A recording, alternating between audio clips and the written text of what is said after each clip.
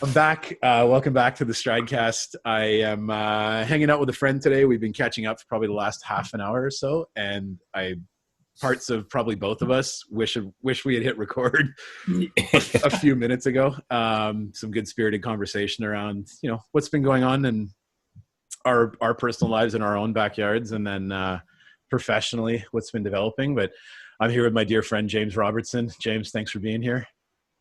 Hey, Cap. It's great. Thanks for having me. Good to see you. Yeah, likewise. Here,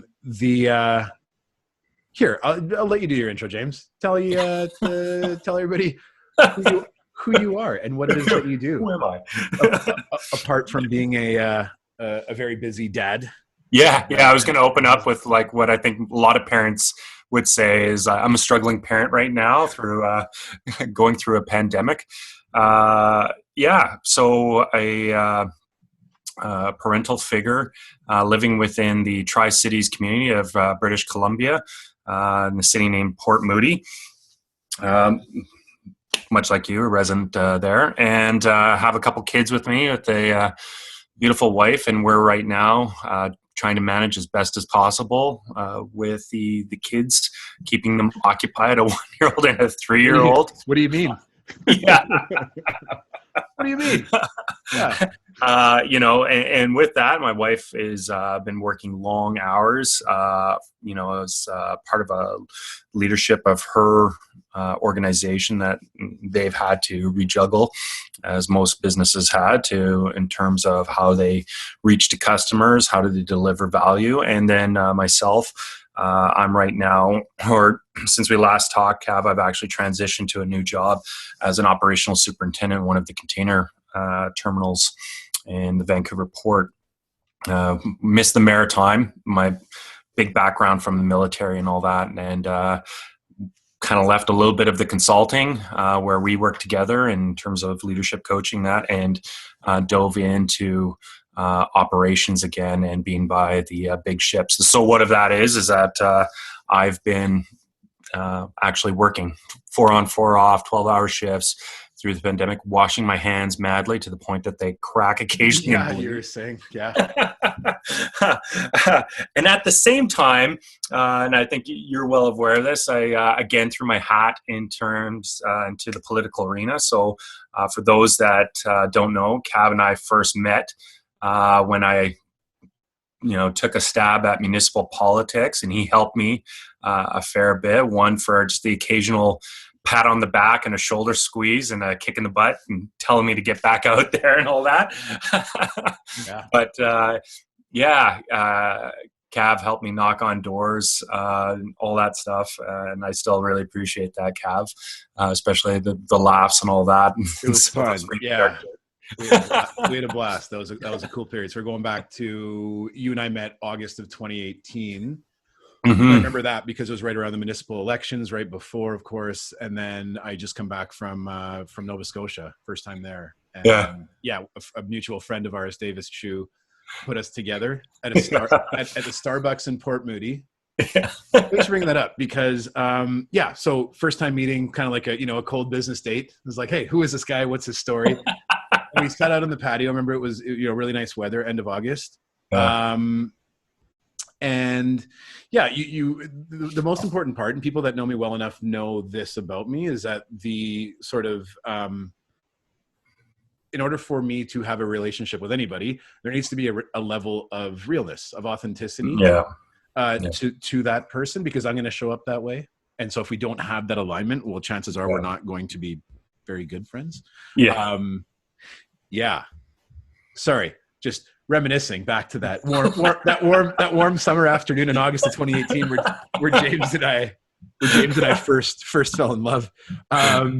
Sorry, so back in the political ring. Tell us about that. So in what? I got involved again through the municipal events. Started meeting people after my attempt, both on federal, provincial, and through a little bit of prodding and whatnot, meeting some actually really good people, and just about some of the issues that I felt weren't properly being addressed, or I wanted to lend my voice to, in terms of housing, affordability for families like ourselves, our age group, and climate change, and just generally like an innovation-based economy, which I felt we were lagging a bit behind. I got involved and became the candidate for Port Moody, Coquitlam for the BC Liberals. And so, hey, super proud of you. I was proud of you for stepping forward back during the municipal elections, and I told you this a number of times because I think you needed to hear it. We all do, I think, at some level. But I think so. That to me was very impressive. Like, you had a lot going on. I remember when we met at the Starbucks, and you had said, "Hey, this is kind of what I have happening in my life. I've just transitioned into a new career, so out of the military, so out of the Navy, and then into Vancouver Coastal Health as a leadership coach." And I was like, "Wow!" And we've got the upcoming election, and we've got campaigning to do. Yeah. And then I remember at the end of the conversation, and you said, "Oh yeah, right." And then my wife's 7.5 months pregnant. Like, what do you mean? And that to me was, at the time, I was like, "Oh, it's crazy. Like, what is this?" I think I probably came home and had a conversation with Sahar and went, "Great guy. He's got a lot of balls in the air right now. There's a lot going on." And then you know what that evolved into, James, over time and getting to know you and spending time with you, it became impressive. Oh, thank you.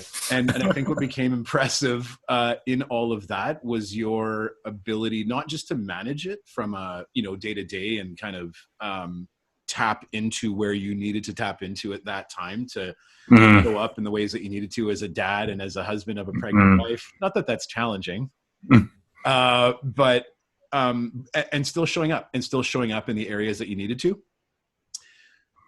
We lost. Or we didn't get in. There were victories had, but ultimately we didn't get you into City Hall in Port Moody.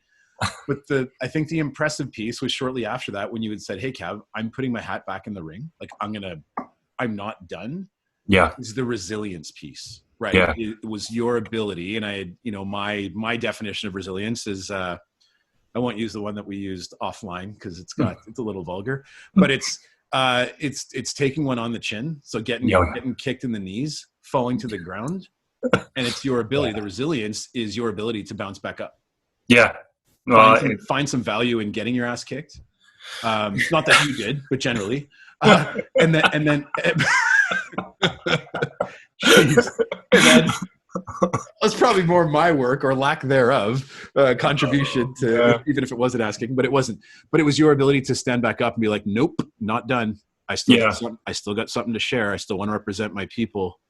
Yeah, it was.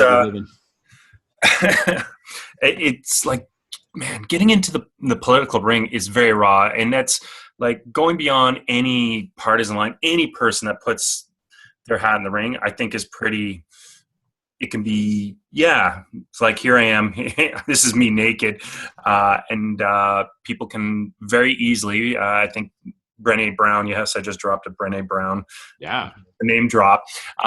She talks about comments from the cheap seats. And so you can get, especially on social media, whatnot, you can get a lot of comments from the cheap seats, people that don't have to be invested, don't have reputation or any kind of skin in the game, and they can just lob them at you, and it can hurt. And that's from anyone, from any side, right? So it is kind of this scary thing of like, oh God, here I go. Put my hat in the ring, I'm in it. And you can get your butt kicked. There's one, I think that probably opens the ground for sociopaths and whatnot that get involved in this game, and that's the unfortunate thing. But there is a lot of good people, and I think one of the challenges with that, in terms of the resiliency piece that I struggle with, I think everyone is letting go of ego.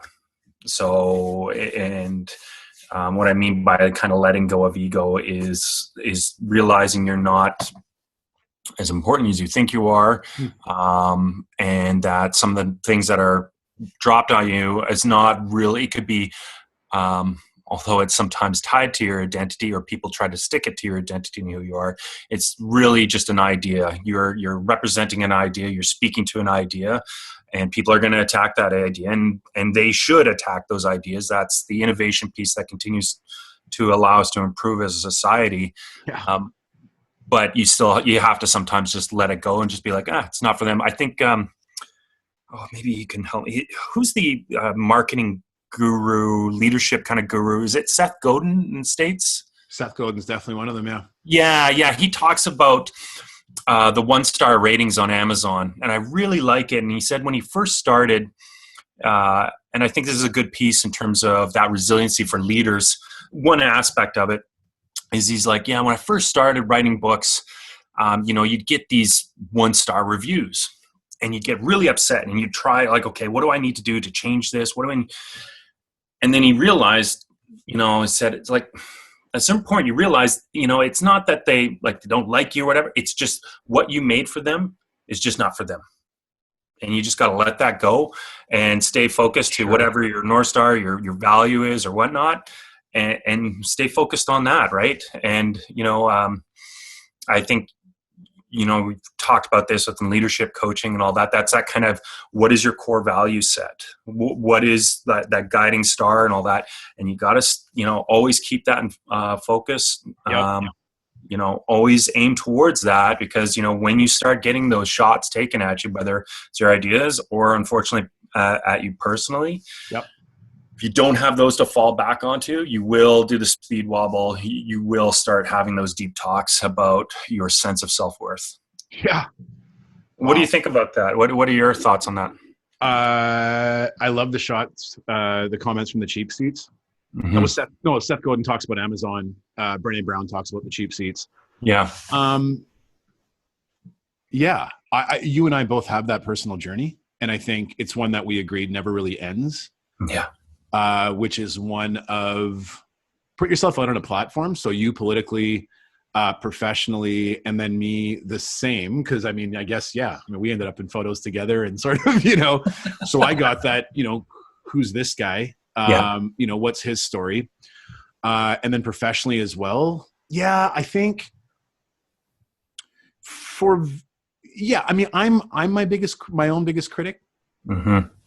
And so I think when you're able to, that for me, so that transition from, because there was a point not that long ago, James, in adult life, in the last, up until about 2 years, up until the point where we met, but more specifically the last year, I've come through a lot of limiting belief. And that limiting belief was rooted in, what did the cheap seats think of me? I felt like a lot of my value, me as a person, or too much of I place too much value on others' opinions. Yeah.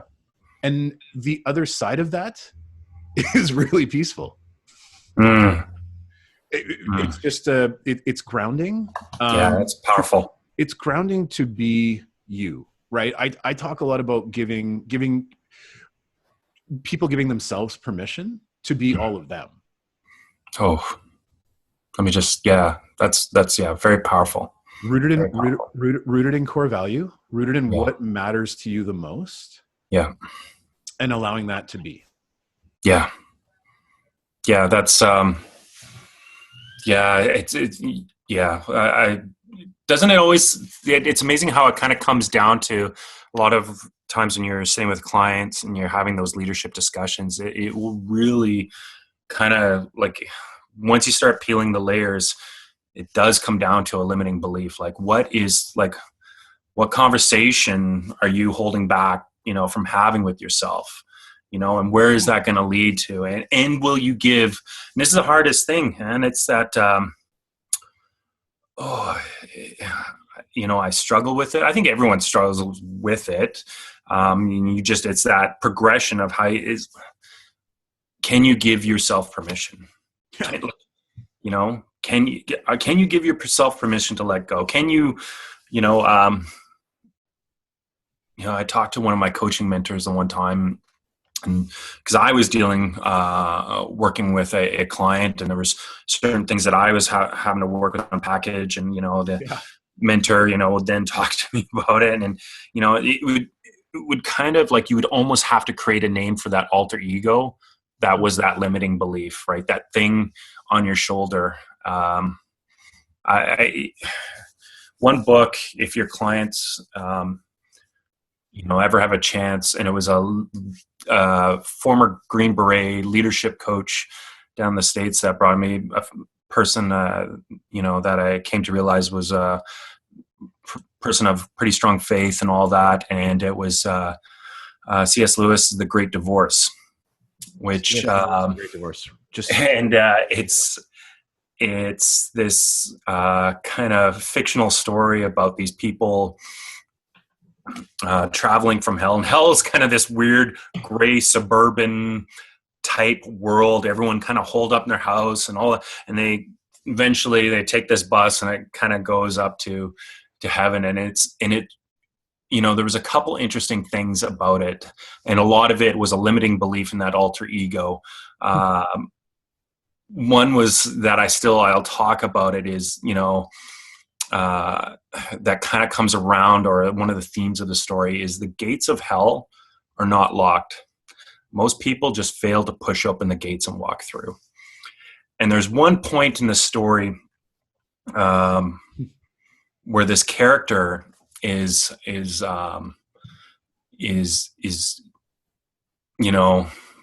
it's come up from the underworld or whatnot, and meets a person within this setting, heaven or whatever, and it's got this demon or creature, and the creature is the limiting belief. You realize it's the limiting belief, and the angel keeps an angel or whatever this figure says, "Can I kill it for you? Will you allow it to kill it?" And the person has such a hard time letting it go. Wow. Because it becomes a part of your identity, becomes a part of that thing that you'll go back to, right? It does. That limiting belief served you at some point, yep. Right? Yep. Can I kill it for you? And we struggle with that. We struggle, and I'm not trying to get religious or whatnot. It's just, I think it's one of those great little stories. It's a very short book. Yeah. But I think about that. I didn't realize it when I was reading the book. It only came back to me when I was talking to my one mentor I worked with through coaching. That's exactly what that was. That yep. thing was on this person's shoulder, and someone was saying, "Can I take that? Can I kill it for you?" Yep. Was that limiting belief that was holding someone back, not allowing them to live of the life of value, or living a better life, a life of heaven or whatever. What's the risk? What risk do people face if you're not willing to work through those limiting beliefs? It affects you professionally. It affects you deeply in your relationships with others. Yep. It becomes a tyranny that just affects you in everything, right? Yep. I didn't believe I could be a dad. Full disclosure, here I am 4 years later. I still don't at some moments. Wouldn't have a podcast. Yeah. My face would never be anywhere. Like I wouldn't, you know what I mean? Like nobody would know what I look like or what I sound like. Yeah. Because I didn't, and that there's still fragments of it that exist within me. Of course. Deja vu. I've had this conversation before. That's wild. But I think the big shift for me was, hey, I'm going to live this thing once. I'm going to do this thing once, and I'm going to be able to have an impact on people around me through my work and how it is that, and not just my work professionally, but my work as a husband, my work as a son, as a sibling, as a friend. So damn it, put in the tough work. Yeah. So dig deep.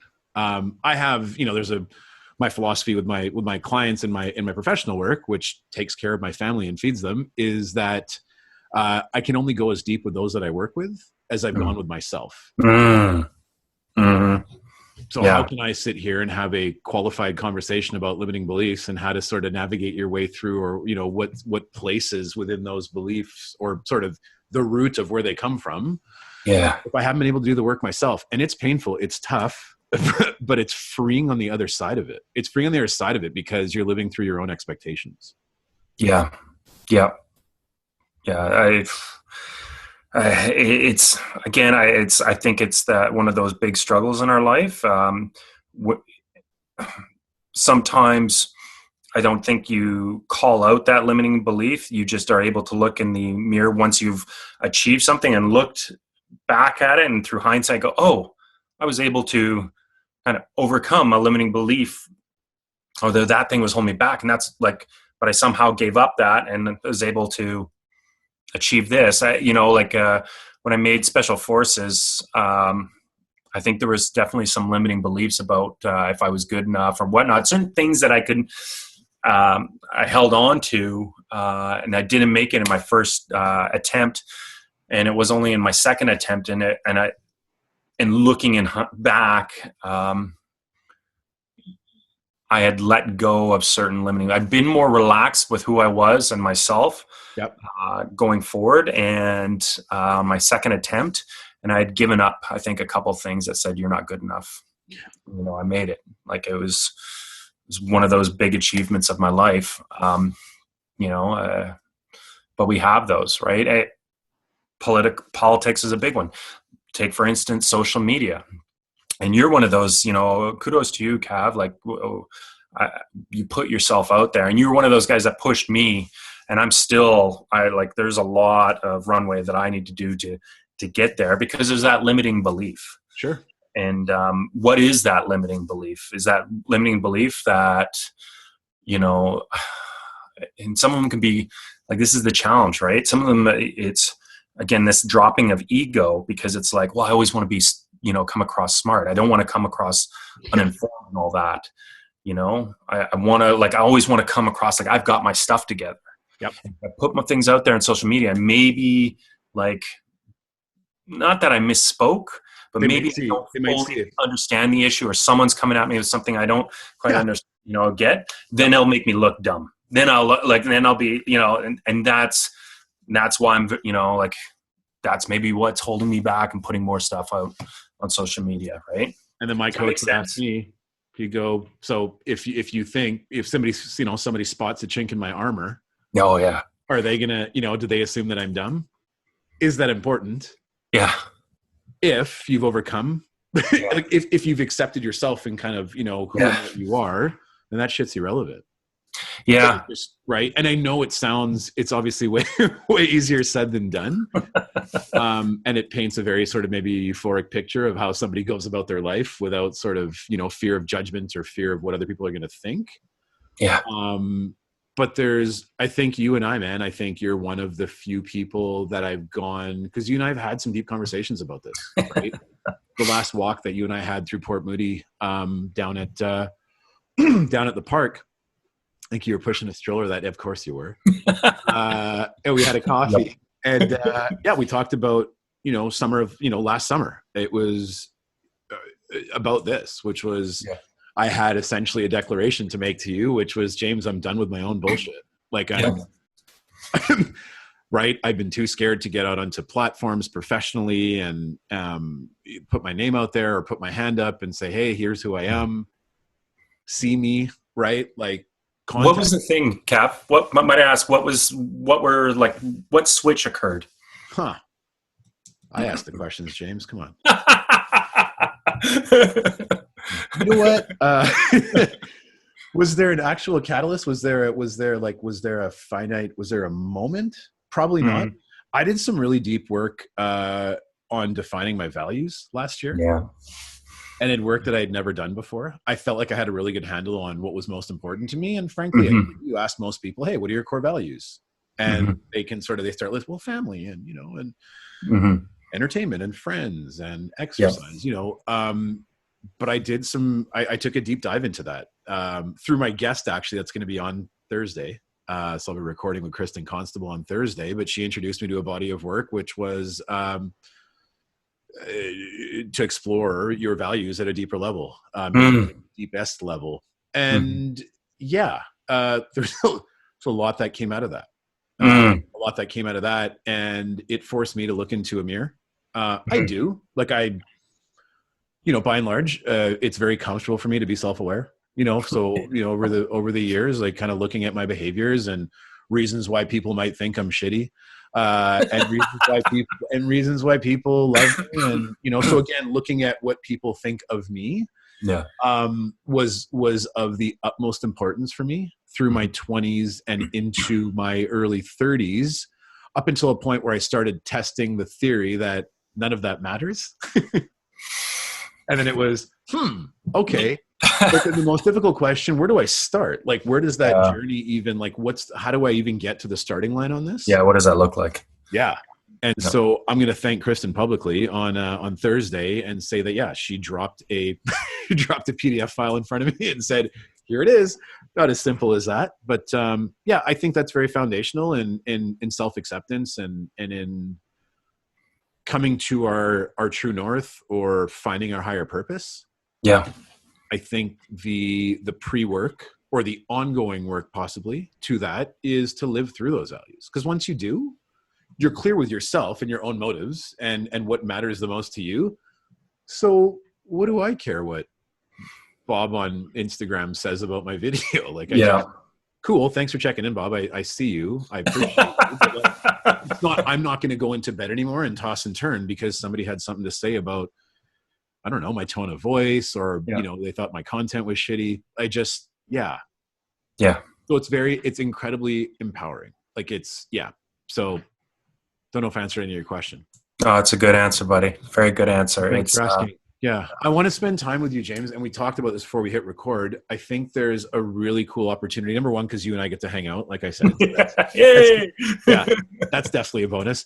But I think there's probably an opportunity for you and I, maybe in a more casual format, not that this isn't casual, but maybe we crack a beer and hang out in the evening one night. And we just start to unpack some of the things that you and I have gone through as brothers in arms. You know what I mean? Like we're in this damn thing together. We want to win. We want to take care of our families. We want to make sure that our kids are proud of us, that we leave a legacy for them. And that could even be, interesting conversation in and of itself.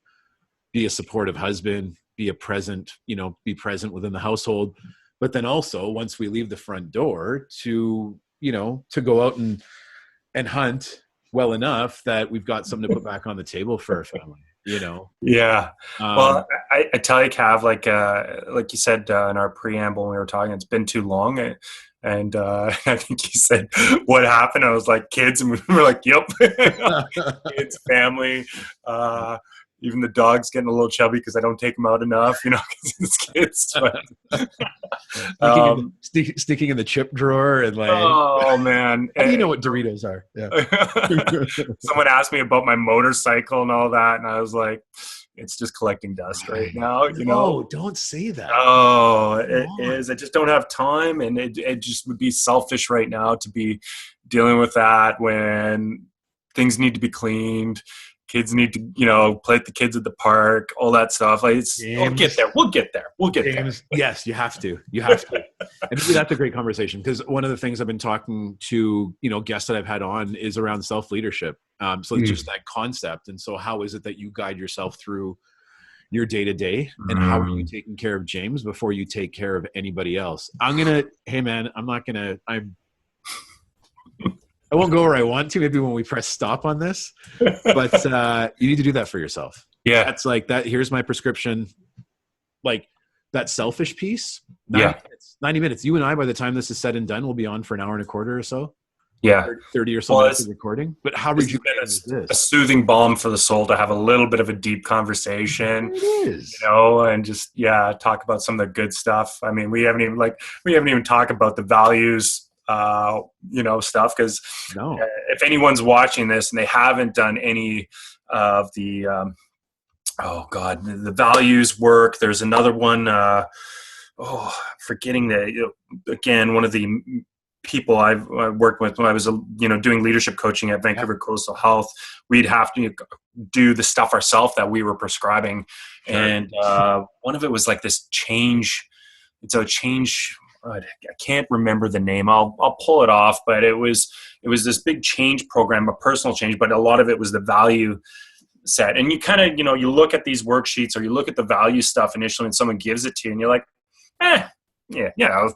I'll do that, a little quick bit of work. Yeah. And oh man, when you start going deep, you dive down, and it's a lot harder work. My brain was pretty sore at the end of it. The emotions get a little frazzled because you start seeing some of those things that are getting in your way. Yep. And just us talking about it at the completion of this call, I'm going to pull it out and revisit some of those value sets, revisit some of that stuff that, talk about. Cause I think it's always one of those things you need to look back at and go, okay, this is where I am. Cause it does also fit, as you say, into that self-coaching, that time for me to fill up my fuel, my tank or whatever. So I can be, the best husband the best father for my kids. Yep. All that, because it starts with that. I can't to be a member of the community or to be a leader within the community. I first it's all these tiers that you have to fill. Yeah. To come out the best, right? If you're able to identify 4 or 5 core values, and then consider those core values to be buckets in your life, then the question becomes how full are my buckets? Right? Yeah. Am I touching those buckets? So if it's of high value to you to have connection with friends, colleagues, I don't know, dudes like me, then where are you making that effort? Because if you're not, James, and if you're not stepping into the garage and spending an hour shining the bike, wrenching, every time you walk by it, it would be more painful for you to do that than not take the kids to the playground. Because here's the thing: once that bike is clean, and once you've had an hour with Cav or another buddy, when you get to the playground, I promise you're a better dad. I promise. That is right. Very true. Very true. It's good. I mean, just having this call and this talk with you and again, viewers got to understand, this is not something we've been rehearsing at all. This is it's been a long time since we've been talking just because of the busyness. But it's it was a call that needed to happen. And, some of the topics that we're discussing are great because I needed them to come back to the surface to look at them again. Give yourself permission, right? We talked about it early on in the call. Yeah. Permission to do and be what you need to do and be. Does that make sense?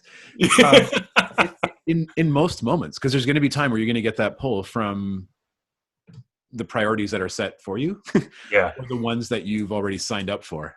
Dad, husband, dinners, bath times, playground, laundry.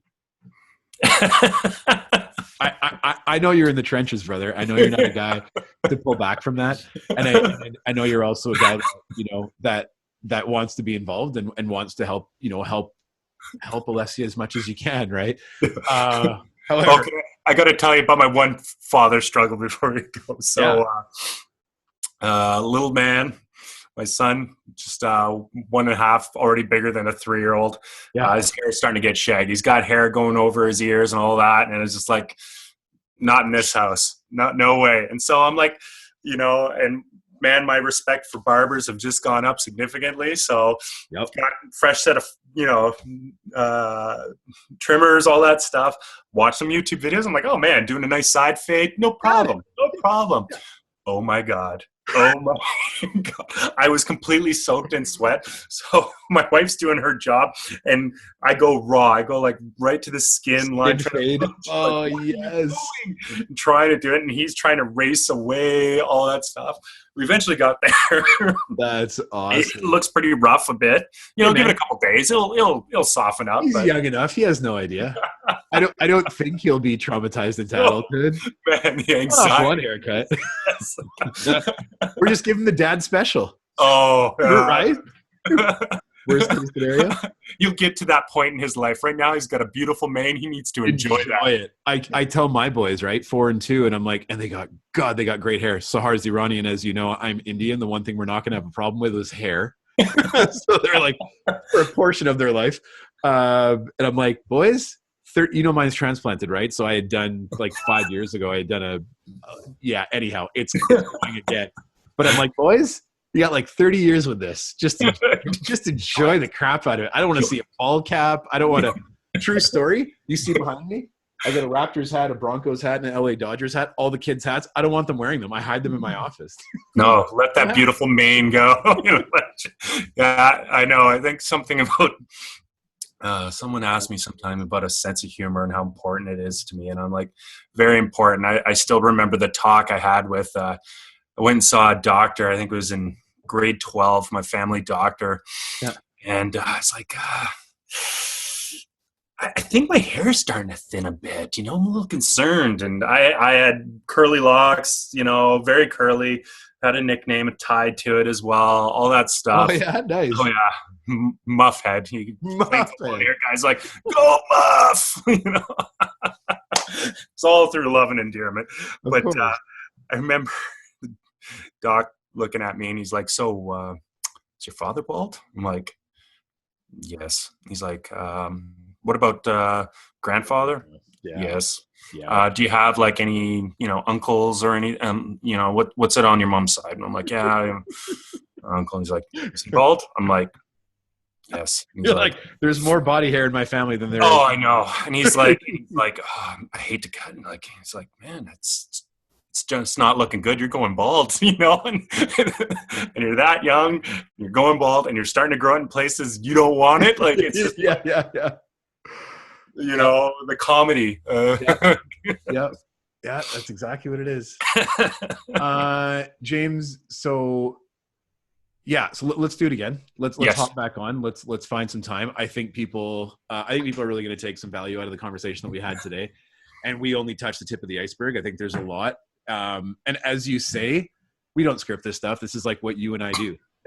Like, whether we're drinking beer or out for a walk or hammering out some work together, this is what we do. We speak of stuff that is of high value to one another. And I think that's a sign, maybe big high five for both of us. That's a sign of a leader. Like, show up to your engagement, show up to, your conversations or your engagements with those that matter to you the most in a way that encourages expression of thought and expression of ideas, because man, we're just a couple of guys trying to push forward and make great things happen in our lives. Yeah. That's it. Let's not overcomplicate the thing. That's all it is. So thanks for joining today. We'll jump back on here soon. Let's make that happen. Before we do go, I think we've left a tremendous amount of value. At least I hope. Limiting belief. What are people going to think about this? Yeah, Hey, James, do you care? I don't. But I do, but I don't. What tidbit do you want to leave for us? And look, I know you didn't talk much about, the resume, but, Navy, Special Forces, right? I mean, you've lived an incredibly unique life, and I think one that deserves recognition, and I think one that is inspiring, not just for me, so not just people that know you, but certainly people that have been exposed to you, or people that have been lucky enough to come into communication with you, that you're inspiring. So you're a profound dude, James, and I'll leave you with a thought before you share with us what you'd like to leave us with. And that is, people don't care what you know until they know that you care. And when I think of that quote, I think of you, because I know how much of a shit you give. Oh man, I really appreciate it. Thanks for being that brother in my life and that member of our community. If you want to grab a Kleenex, go ahead and wipe that. But what is the tears? What do you want to leave us with, James? You said it already, Cav. I think that pearl of wisdom, and it's going to be so important as we go through our times right now, which is the pandemic. But we're now I think things are going to start opening up. We're going to be starting to go back out in the communities. We're going to go back to work, and especially for leaders in the community, leaders of businesses and all that. I think people are going to be a little bit scared. They're going to be, so how you show up is going to be so important as a leader. And that means sometimes leaving the drama, at home, leaving the stuff and just bringing what you got to wherever you're going with a smile, with warmth, with a sense of reassurance is going to be just really important in the next couple of months as we start, I think opening up things again, and we might again still trip or have certain ugly events based on this virus. So, what you've said, you nailed it. How you show up, really, really consciously, for the leaders out there, really consciously think about that. A smile, I was going to say a warm handshake, but that time right now is just not there. But a smile, a sense of warmth, checking in with people, seeing how they're doing, and a little bit of vulnerability.